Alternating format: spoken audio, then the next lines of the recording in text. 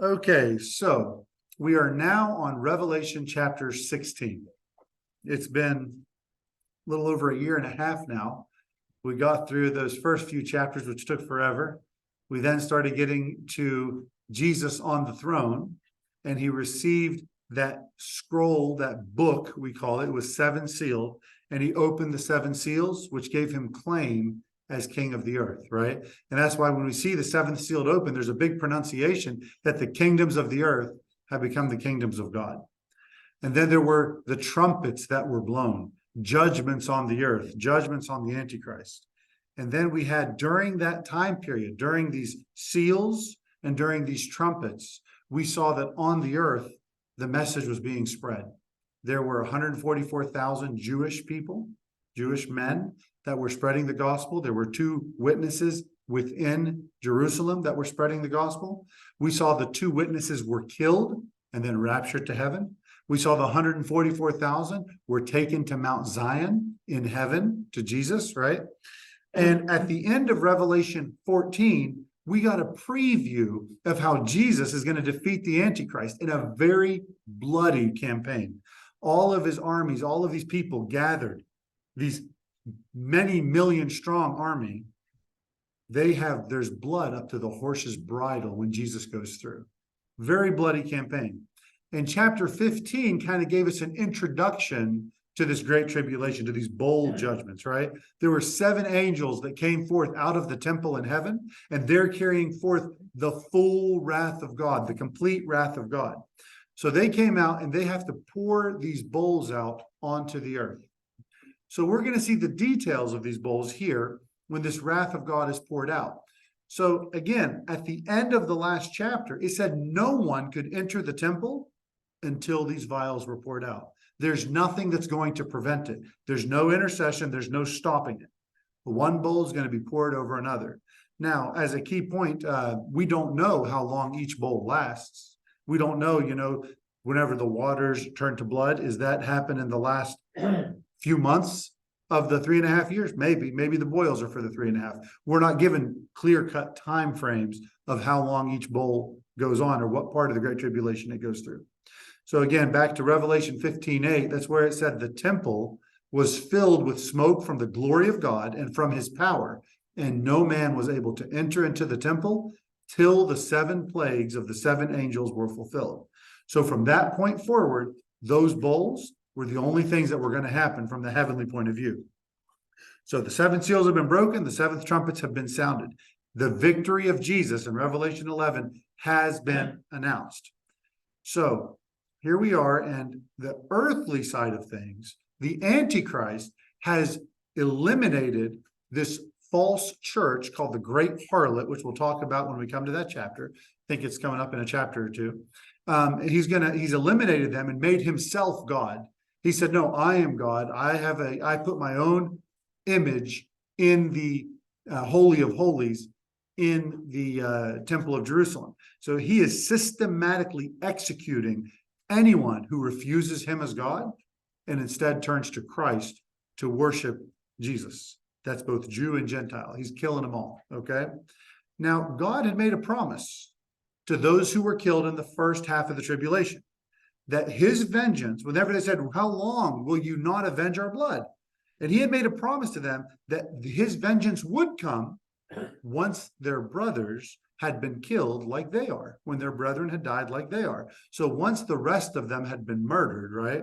And that murdering is happening during the second half of the tribulation at the hands of the Antichrist. Okay, again, he's out there beheading people. He used that false church, that great harlot before, who was drunk with the blood of the saints. Again, we'll talk about her later. And now he's continuing to do it during this great tribulation, okay? So the wrath of God is about to be poured out. The judgment of God is going to be poured out. So these vials are filled by God.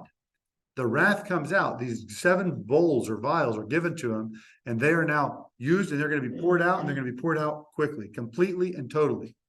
And the thing that's unique about these judgments, there is no place on the earth, let's save a few countries that God has promised to preserve, but essentially the whole earth is going to be affected by it.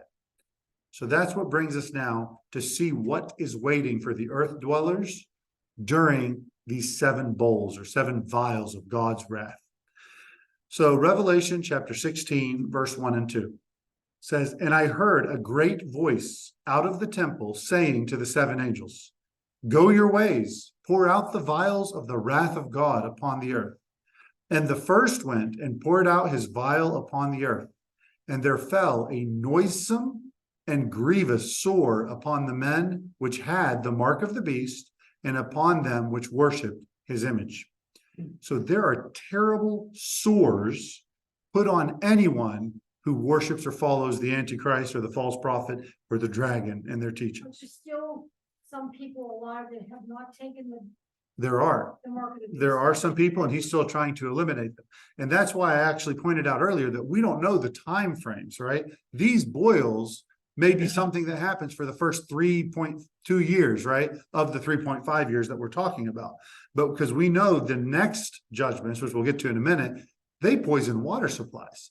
I mean, how long can people survive without water supplies and things of that nature? So we don't know how long this lasts, but it goes for at least most of the Great Tribulation. Now, it's interesting that the very first plague that God places on mankind in history was what? Does anybody remember? Boils, right? The very first plague he ever put on anyone back in Egypt, right? When Moses comes to Egypt, let my people go. There were plagues on the water. They turned it to blood. God turned the water to blood, then it produced frogs. We know there were plagues on the land where there were gnats and there were flies, and on the animals, right? The cattle died. But then the first one to directly affect mankind was back in Exodus chapter 9, verse 8. It says in verse 8 and 9, "And the Lord said unto Moses and unto Aaron, Take to you handfuls of ashes of the furnace, and let Moses sprinkle it towards heaven in the sight of Pharaoh. And it shall become small dust in all the land of Egypt, and shall be a boil breaking forth with blains upon man and upon beast throughout all the land of Egypt." And you hear a little bit more about those boils and what they felt like in Deuteronomy 28, verse 27 and verse 35. It says, "The Lord will smite thee," warning Israel, "with the botch of Egypt, with the emerods, and with the scab, and with the itch, whereof thou canst not be healed." Pretty scary little skin infection here, isn't it? "The Lord shall smite thee in the knees and in the legs with a sore botch that cannot be healed, from the sole of thy foot unto the top of thy head." You know, when we talk about rashes in medicine, we talk, that one, it spares the palms, or it spares the feet, or it spares the face, this boil spares nothing. The boils that God used in the past were an incurable disease. You cannot treat it, and the pain cannot be numbed. It cannot be lessened, okay? There's no part of the body that is spared from this. Have you ever had poison ivy everywhere? It's miserable, right? It's that much more miserable. Poison ivy you'll wish for poison ivy if you're receiving this, right? So again, when remember Job? He found himself in boils, and he wished for death as he scratched it with a little piece of pottery. Remember that? He was miserable. He wanted to die. This is not your simple bug bite. This is misery here, right? So you're not killed by these boils, but they could be so bad that you would wish for death. Now remember, during the period of time when these boils are there, there's going to be fewer and fewer of God's people alive on the earth. There remains a remnant of Israel. And biblically, he says 1/3 part, only 1/3 of them will survive this great tribulation, this time under the Antichrist. So there's going to be a whole lot that die. So there's 2/3 less Jews who will eventually turn to God. And the people who are saved, remember, there's an innumerable amount in heaven that were killed by the harlot, and even more that are being added to that number, being killed by the Antichrist. And they're also killed by any who worship the beast or take his mark or take his number, right? So, but what's the good news? For those who stayed loyal to Christ and accepted him during this horrible and terrible time and had not yet felt the sword of the Antichrist, they can take courage. Why? Remember how God, whenever he sent out the judgments on Egypt, what did he do? He always preserved the land of Goshen. He always preserved the people of Israel. Especially with the final plague, he preserved them from death if they were under the blood. That doesn't mean the Antichrist won't kill these people if he finds them. He will. But they know that eternity awaits them in heaven with Jesus, and they won't be feeling the plagues that are judging the Antichrist and all of his followers. But those who are with the Antichrist, the news is not so good. They will suffer. The ulcers will be painful. The ulcers will be itchy, and you cannot lessen the sting, right? Now, again, comparing this to the judgment we saw from the seals, right? They were mostly limited, and the trumpets, they were limited in their scope. So if you look, for example, on the fourth seal, Revelation 6:8 says, "Look, I behold a pale horse. His name that sat upon him was Death, and hell followed after him." Sounds pretty terrible. "And power was given unto them over a quarter," or a fourth part of the earth. Okay, so he can't touch the whole earth. This horseman, death and hell, can only touch a fourth of the earth. How about with the trumpets? In Revelation 8:10 says, "The third angel sounded, and there was a great star from heaven, burning as it were a lamp, and it fell upon a third part of the rivers." You see how there's these smaller scopes? It can't touch everything. So there is a way around it, although it's more difficult. Not so with these bowls, okay? Revelation 9:15, again, talking about the four angels in the Euphrates, says they were prepared to slay a third part of men. That's Revelation 9:15. So all of those things were limited. They were limited in their scope. But in contrast, you don't find any limitation on the bowl judgments. But those who are staying faithful to the Lord, if they're still alive, are not gonna have the boils. It's exactly what Jesus said. Did you read verse 2, right? It said those, I think it's verse 2. It says, for those upon which you had the mark of the beast and upon them that worshiped his image. It's exactly correct, okay? So a nightmare awaits those who have worshiped the beast, have taken his mark, have taken his number. And this is only the beginning. This is number one, right? Boils that are worse than death. So then we get to verse 3. "And the second angel poured out his vial upon the sea, and it became as the blood of a dead man, and every living soul died in the sea." So those open wounds they're plaguing mankind, right? These sores are plaguing mankind. The next horror is the oceans becoming blood. And this isn't just red blood, right? Remember, in that second trumpet, a third of the sea was turned into blood because a burning mountain fell into the sea, right? Well, the rest of the sea follows suit, the rest of the oceans, and become exponentially worse. Now, some people say this is only the Mediterranean. I see these judgments as affecting the whole world, okay? So I believe this is all oceans all across the world. So he's judging the entire earth, and God makes the oceans stale, stagnant, and full of something that's like blood. It's congealed, gelatinous blood. I don't know if you've ever seen blood that's sitting in a vial or a bowl that doesn't have any kind of anticoagulant in it. It's like a jelly, okay? And it's just, that's what's the oceans are going to be filled with. Kills everything in the sea. Incredible as that sounds. And as some people say, well, he doesn't mean it literally, right? Do you know that Moses, he actually, every plague was described before he did it. He actually told Pharaoh, this is what's going to happen. And it all happened symbolically, or did it happen literally? Quite literally, right? Everything happened, no matter how incredible it sounded, it happened exactly as God said it would happen. And it's kind of foolish from my point of view to see it where you say, no, this is all symbolic. No, I think God said it before and it happened. God says it now and it will happen. He turned the Nile into blood along with all the water in Egypt, killing all sea life, okay? River life and in the waters of Egypt, right? And this will happen again. So not only are you going to be suffering in your own sores, okay? All of the salt water, the great oceans, whereas people may find some relief from these horrible sores, they're going to turn this source of food also. Remember, global trade, everything that allows us to survive as a world and interacting, all that's going to come to a stop. No more sailing. Nobody's going to be able to survive on the oceans. All that's going to come to this source of life is going to become a source of death, and it's going to have a horrible odor. And let me tell you something, if one volcano explodes today, you'll see the whole half of the planet or the whole planet covered in ash. Well, when the whole ocean is this stagnant, stale blood full of death, all the sea creatures dying as well, that odor is not going to just stay at the beaches. worldwide smell of death and decay. I mean, I don't know that we can fully grasp the horror of this time.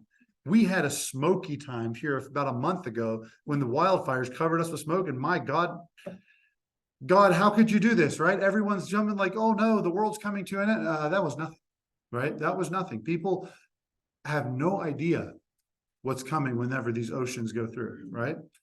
So not now, again, all of this food and everything that gets cut off, things are going to become really bad. And you might say, well, at least the fresh water is unaffected, right? That's the good news. God has had some mercy here, right? The fresh water is still good. Well, let's see, verse 4, let's read on. And the third angel poured out his vial upon the rivers and the fountains of water, and they became blood. And I heard the angel of the waters say, Thou art righteous, O Lord, which art and wast and shalt be, because thou hast judged thus. For they have shed the blood of saints and prophets, and thou hast given them blood to drink, for they are worthy. And I heard another out of the altar say, Even so, Lord God Almighty, true and righteous are thy judgments. So just when people thought that there could possibly be a bright side to these dark days, more disaster strikes. Again, remember the third trumpet, a third of all fresh water was made bitter. Now all the fresh water becomes blood. So the idea that now some people say, well, maybe the water that's in Walmart will be okay, right? We remember that? Well, we'll talk about that in a minute, but we remember that in Egypt, whenever they went and they turned the water to blood, all the waters in earthen vessels, clay vessels, whatever they were made from, also turned to blood.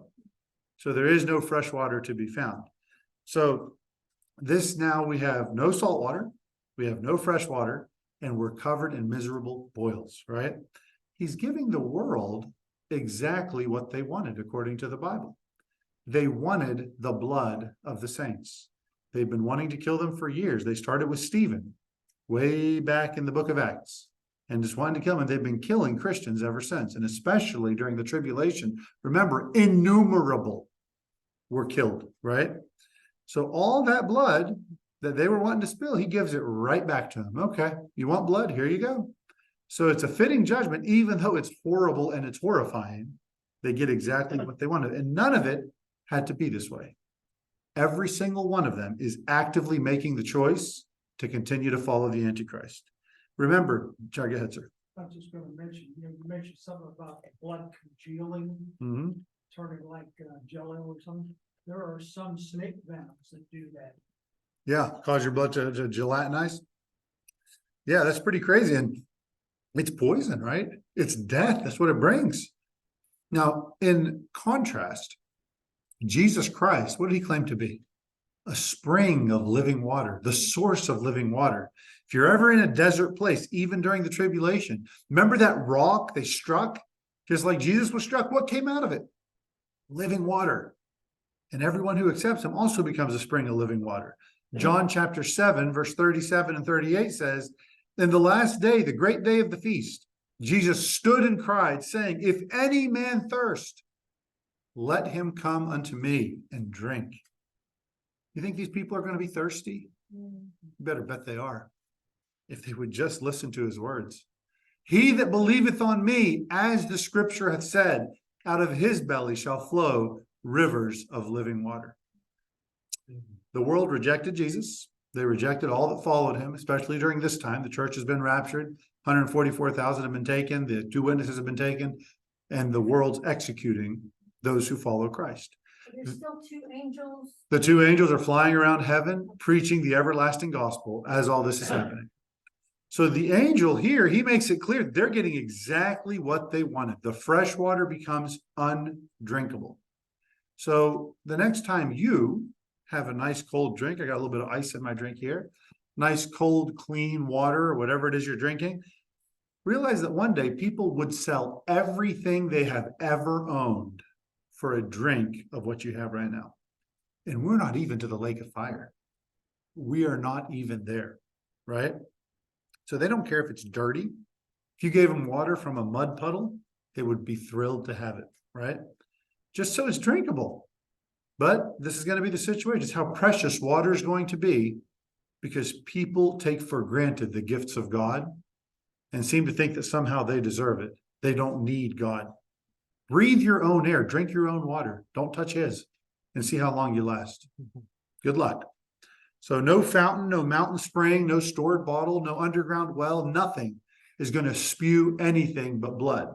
This isn't the third of the rivers. This is all the rivers, every river and spring on earth, every bomb shelter that had water stored up somewhere, every Brita water filter is not going to be able to get the blood out of this. Okay. If you're going to take the pattern of the Bible seriously, and that reference I made earlier, Exodus 7:19 says, the Lord spake unto Moses, say unto Aaron, take thy rod, stretch out thine hand upon the waters of Egypt, upon their streams, upon their rivers, upon their ponds, upon all their pools of water, that they may become blood, that there may be blood throughout all the land of Egypt, both in vessels of wood and in vessels of stone. No water is going to be spared, right? If the pattern of the Bible is true. So the death toll is going to rise extremely rapidly. Most of you in here, I assume you've lived in America your whole lives, or most of them, you probably don't know what real thirst means. You may know what it's like to go hours without a drink, maybe even a day without a drink, but go a couple weeks without a drink. See how that works out for you, right? See how your kidneys like it. See how your problems start happening then. So again, remember that simply having water to drink is a blessing given to us from God. And it wouldn't be a terrible idea to always take a moment and just thank God with every drink you take. Thank God for what he's given you. All right. Does anyone have any other comments? And we'll take a quick break and then pick up with verse 8. Any other thoughts on these very pleasant first three vials or bowls? All right. Go ahead and take your break.